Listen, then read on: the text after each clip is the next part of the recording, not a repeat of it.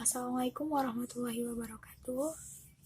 Saya Istiqomah dari kelas 2 CPGSD akan menyampaikan terkait materi pengelolaan kelas dan laboratorium. Yang pertama tentang pengertian dari pengelolaan kelas. Pengelolaan kelas terdiri dari dua kata, yaitu pengelolaan dan kelas.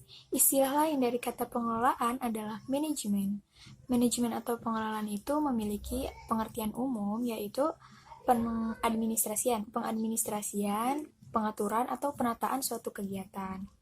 Nah, pengertian kelas dalam arti sempit itu adalah ruangan yang dibatasi oleh dinding atau tempat di mana para peserta didik berkumpul untuk mengikuti proses belajar mengajar.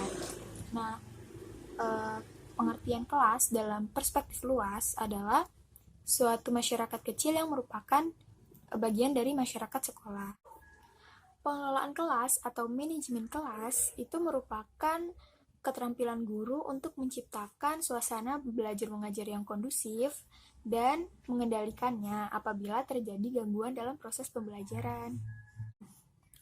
Jadi, yang dimaksud dengan manajemen kelas atau pengelolaan kelas adalah usaha sadar yang dilakukan oleh seorang guru untuk mengorganisasikan, merencanakan, mengaktualisasikan, serta melakukan pengawasan terhadap kegiatan yang ada di kelas sehingga proses belajar mengajar terjadi atau berjalan secara sistematis, efektif, dan efisien sehingga potensi yang ada dalam peserta didik itu mampu dioptimalkan atau dikembangkan secara optimal.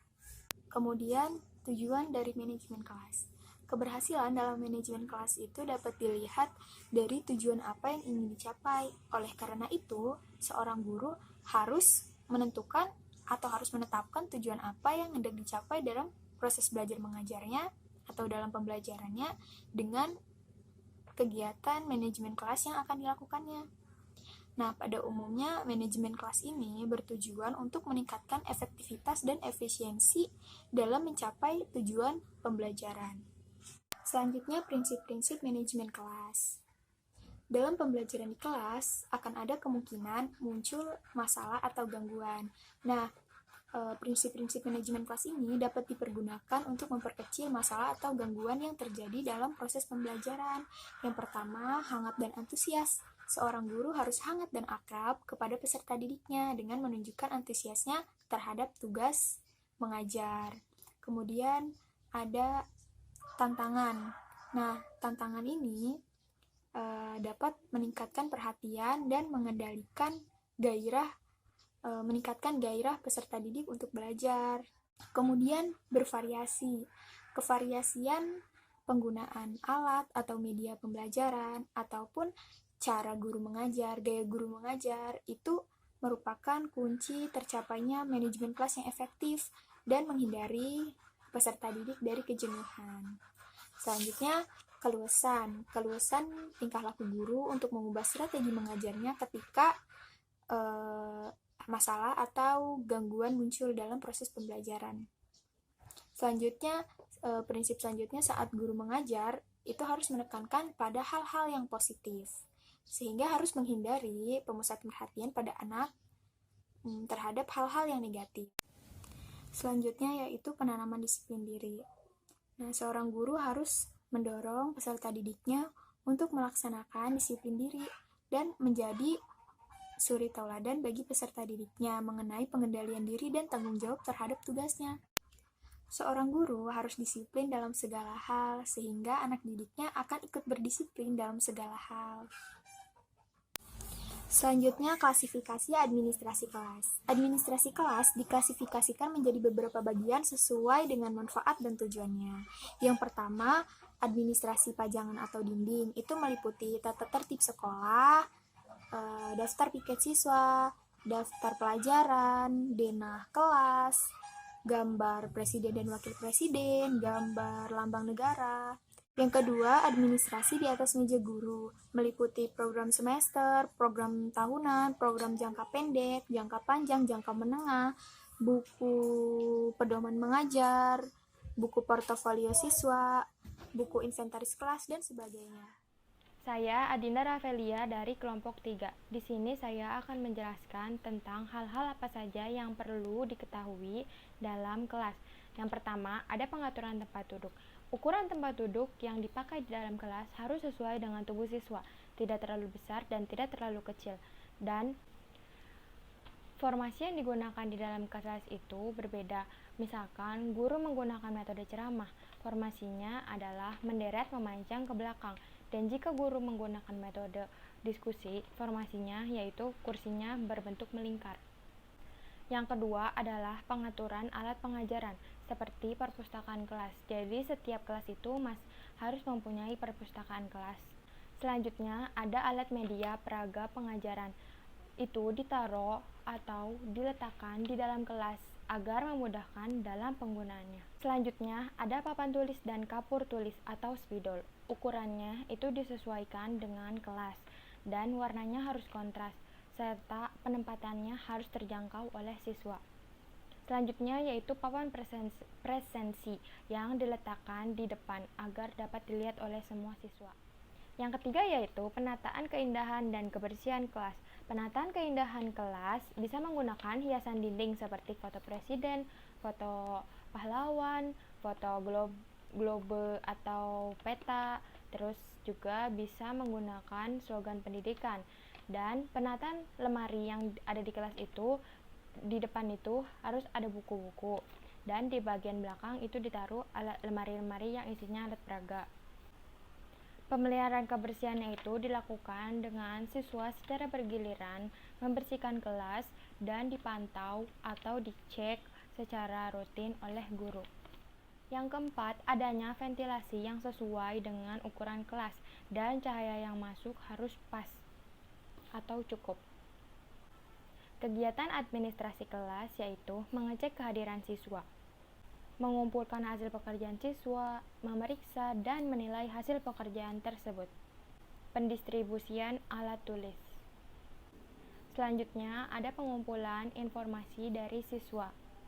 Lalu mencatat data siswa, memelihara arsip, menyampaikan materi pembelajaran, dan memberikan tugas atau PR. Sekian presentasi dari saya, selanjutnya akan dilanjutkan oleh teman saya yaitu Nesa. Nah, pembahasan selanjutnya yaitu tentang laboratorium. Apa sih laboratorium itu? Laboratorium merupakan sebuah tempat yang dilengkapi dengan peralatan untuk melakukan sebuah percobaan. Laboratorium ada banyak macamnya, di antaranya yaitu laboratorium komputer yang berisi sejumlah komputer. Ada laboratorium bahasa yang di dalamnya terdapat handphone, earphone, komputer, dan LCD laboratorium bahasa. Ada juga laboratorium IPA yang di dalamnya terdapat berbagai macam instrumen yang berhubungan tentang pelajaran alam, dan masih banyak laboratorium lainnya. Yang selanjutnya ada perencanaan ruang laboratorium. Perencanaan yang pertama yaitu perencanaan kebutuhan jenis laboratorium yang diperlukan sesuai dengan tuntutan kurikulum yang berlaku. Perencanaan kebutuhan jenis laboratorium ini berguna untuk mengelola dan memanfaatkan kembali laboratorium sebagai sumber belajar.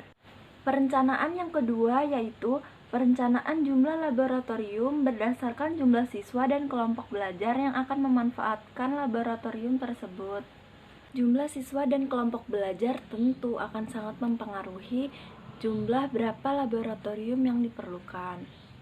Yang ketiga, perencanaan kebutuhan tanah untuk membangun laboratorium tersebut sangat diperlukan.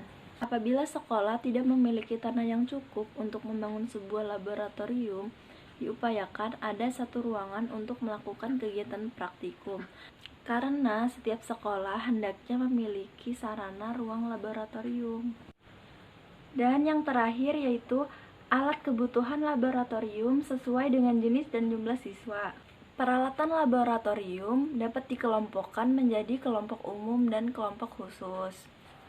Kelompok umum adalah perangkat alat yang dikelompokkan berdasarkan pemakainya. Sedangkan kelompok khusus adalah perangkat alat yang dikelompokkan berdasarkan keterkaitan dengan materi pelajaran dan pemakaian perawatannya.